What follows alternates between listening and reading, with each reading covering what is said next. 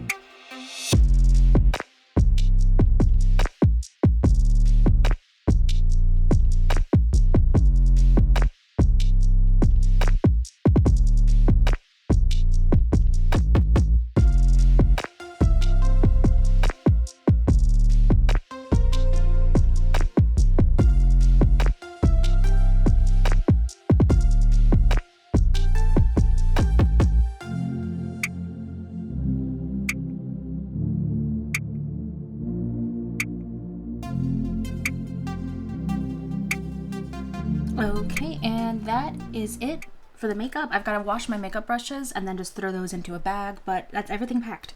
So that is it.